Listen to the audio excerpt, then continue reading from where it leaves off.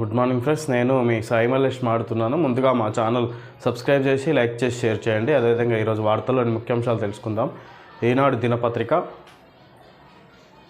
2 నెలలు 30,000 కోట్లు రుణమాఫీ, రైతు భరోసా, రైతు బీమాకు అవసరం, రుణాల సేకరణకు ఉన్న అన్ని మార్గాల అన్వేషణ, రిజర్వ్ బ్యాంకును సంప్రదిస్తున్న రాష్ట్ర ప్రభుత్వం. ఇక్కడ రుణమాఫీ, రైతు భరోసా, రైతు బీమాకు అవసరం 2 నెలలు.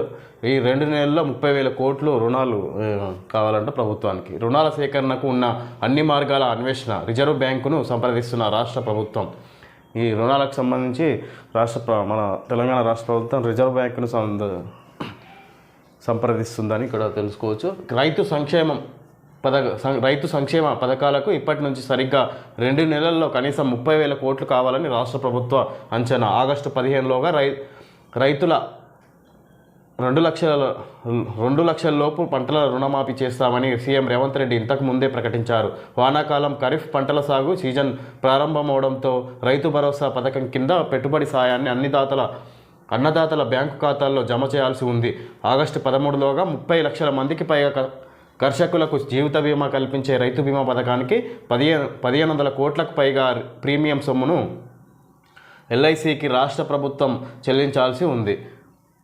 విధంగా రుణాలకు సంబంధించి ఇక్కడ ఆగస్టు 15లోగా రుణమాఫీ చేయాల్సి ఉంది. 2 లక్షల రుణమాఫీ చేయాల్సిన దాన్ని ఇక్కడ లక్ష్యంగా పెట్టుకొని మన రాష్ట్ర ప్రభుత్వం ఇక్కడ రుణాల కోసం రిజర్వ్ బ్యాంకును సంప్రదిస్తుంది. ఇక్కడ 1,500 కోట్లకు పైగా ప్రీమియం సొమ్మును ఎల్ఐసికి రాష్ట్ర ప్రభుత్వం చెల్లించాల్సి ఉందని, బాండ్ల ద్వారా ఒకేసారి భారీగా ప్రతి నెల రాష్ట్ర ప్రభుత్వానికి సుమారు 14,000 కోట్ల ఆదాయం వస్తుండగా దానికి మించిన ఖర్చులున్నాయి. ఆ ఆదాయం నుంచి ఈ పథకాలకు నిధులు సర్దుబాటు చేయడం సాధ్యపడదని ఆర్థిక శాఖ అంచనా. వారానికో మారు 1,000 కోట్ల నుంచి 2,000 కోట్ల దాకా రుణాలను బాండ్ల విక్రయం ద్వారా రాష్ట్ర ప్రభుత్వం సేకరిస్తుంది. కానీ ఇలా తక్కువ మొత్తంలో కాకుండా ఒకేసారి 10,000 కోట్ల నుంచి విధంగా ఇది రైతు రుణమాఫీ, రైతు భరోసాకు సంబంధించి ఇక్కడ రుణాలు తీసుకునే ప్రయత్నం చేస్తుంది రాష్ట్ర ప్రభుత్వం.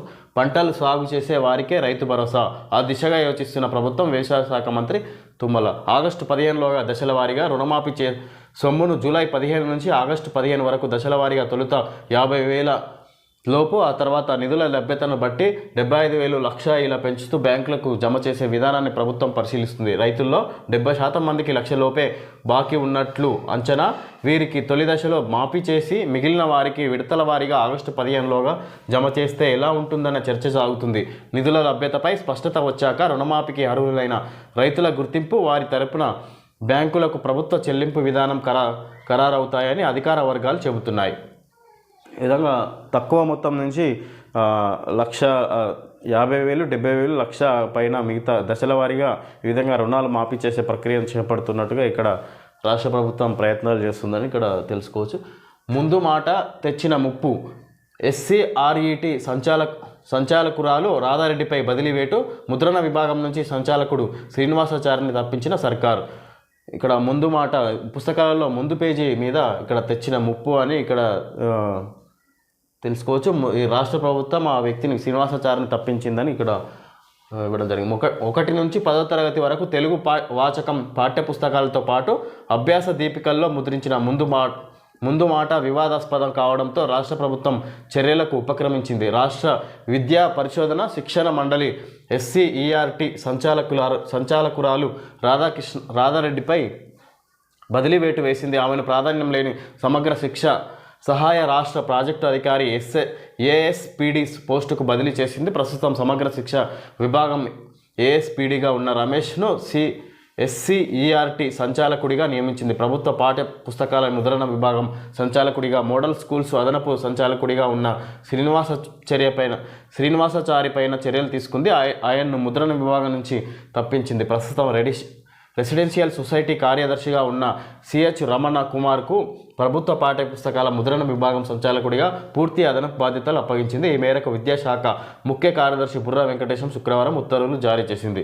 ఇక్కడ ఇప్పటివరకు ఉన్న పాఠ్య పుస్తకాల ముద్రణ విభాగంలో ఉన్న వివిధ అధికారులను తొలగించి అందులో కొత్తగా రమణ కుమార్ అని ఇక్కడ నియమించడం జరిగింది. కొత్తగా ప్రభుత్వం రాష్ట్ర ప్రభుత్వం దానికి సంబంధించిన కార్యదర్శి బుర్రా వెంకటేశం ఉత్తర్వులు కూడా జారీ చేశారు.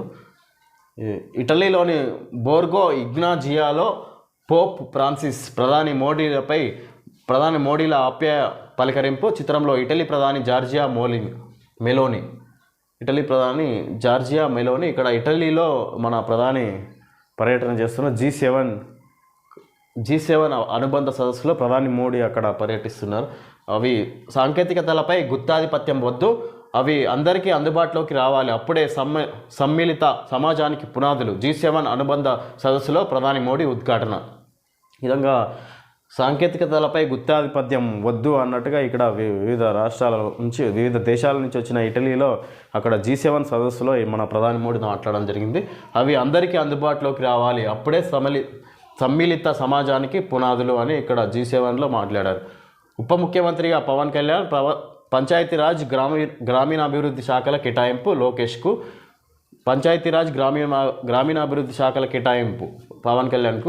లోకేష్కు విద్య, ఐటీ. ఏపీ మంత్రులకు సీఎం చంద్రబాబు శాఖలు కేటాయించారు. సాధారణ పరిపాలన, శాంతి భద్రతలు, పబ్లిక్ ఎంటర్ప్రైజెస్ శాఖలను చంద్రబాబు పర్యవేక్షిస్తారు. పవన్ కళ్యాణ్కు ఉప ముఖ్యమంత్రితో పాటు పంచాయతీరాజ్ గ్రామీణాభివృద్ధి, ఆర్డబ్ల్యూఎస్, పర్యావరణ, అటవీ శాస్త్ర సాంకేతిక శాఖలు ఇవ్వగా లోకేష్కు మానవ వనరుల అభివృద్ధి, విద్య, ఐటీ, ఎలక్ట్రానిక్స్, కమ్యూనికేషన్, ఆర్టీజీ శాఖలు కేటాయించారు. మంత్రులకు కేటాయించని ఇతర శాఖలు సీఎం వద్దే ఉన్నాయి. ఈ మేరకు శుక్రవారం ప్రభుత్వం గెజిట్ నోటిఫికేషన్ విడుదల చేసింది.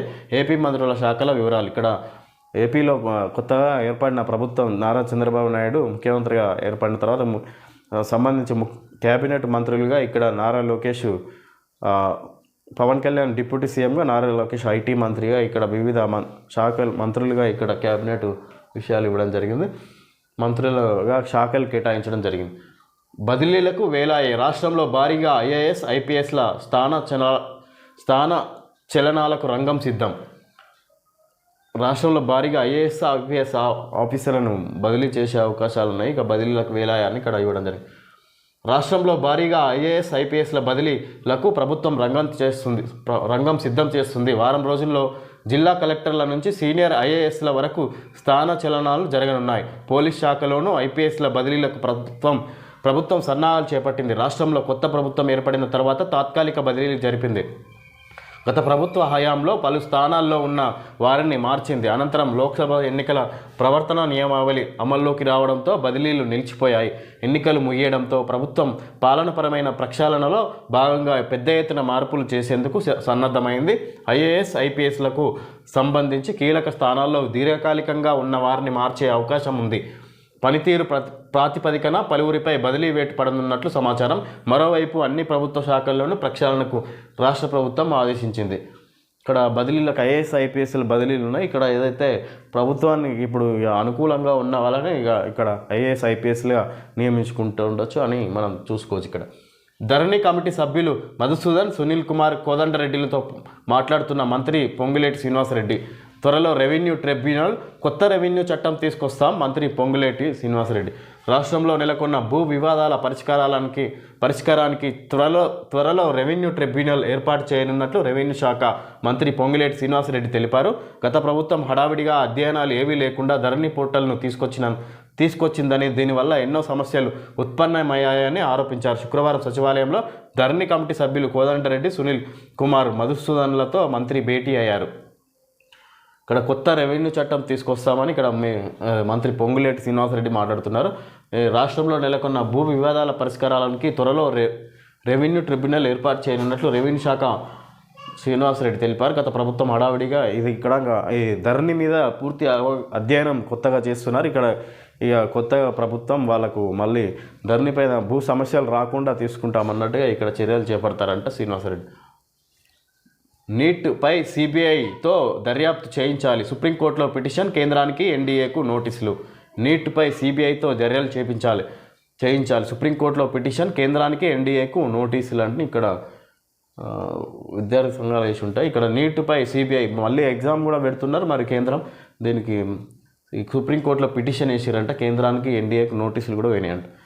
ఇక్కడ గొర్రెల పంపిణీపై వివరాలు ఇవ్వండి. కలెక్టర్లకు సమాఖ్య లేక ఈడీ కోరిన సమాచారం ఇచ్చేందుకు అనుమతిచ్చిన ప్రభుత్వం.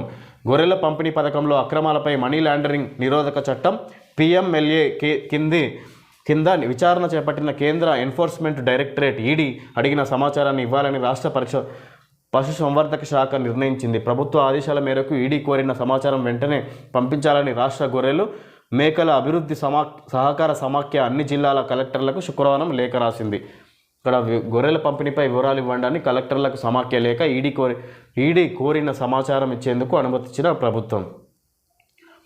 ఇక్కడ ఇంతకుముందు గత ప్రభుత్వం చేసిన గొర్రెల పంపిణీపై అక్రమాలపై ఈడీ కూడా ఎంటర్ అయింది. దాని మీద పూర్తి సమాచారం ఇవ్వాలని ప్రభుత్వాన్ని కోరగా ఇప్పుడు ఉన్న ప్రభుత్వం గత ప్రభుత్వంలో చేసిన అక్రమాల ఉన్న గొర్రెలపై ఉన్న లిస్టు మొత్తం అప్పచెప్పేందుకు ప్రభుత్వం ఓకే అన్నదంట. 5 సభ్యుల కమిటీ నివేదికను నాటి ప్రభుత్వం ఏం చేసింది? ఆరా తీసిన జస్టిస్ పీసీ ఘోష్ కమిషన్ 5 సభ్యుల కమిటీ నివేదికను నాటి ప్రభుత్వం బీఆర్ఎస్ ప్రభుత్వం ఏం చేసిందని జస్టిస్ పీసీ ఘోష్ ఇప్పుడు ఆరా తీస్తున్నాడు. మరి కొత్తగా అంత వీళ్ళు చర్యలు మరి ఎంత చర్య దాని మీద డిస్కషన్ జరుగుతుంది. అంటే కోల్గేట్ పళ్ళ సమస్యలను మొదలవుతూనే అరికడుతుంది కోల్గేట్ యాక్టివ్ సాల్ట్. సృజనాత్మక దృశ్యీకరణ, రోజుకి 2 సార్ల బ్రషింగ్తో క్యావిటీలు, చిగుళ్ళ సమస్యలు, ప్లాక్, నోటి దురాసన, ఇంకా పళ్ళ పచ్చదనం వంటి సాధారణమైన పళ్ళ సమస్యలను ఎదుర్కొంటుంది. ఇది Colgate advertisement. Perfect B2B business solutions for lab grown diamond jewellery. Anjali lab grown diamonds jewellery shop అంట ఇది అడ్వర్టైజ్. ఓకే ఫ్రెండ్స్, ఈరోజు వార్తలోని ముఖ్యాంశాలు తెలియజేయడం జరిగింది. Thank you friends.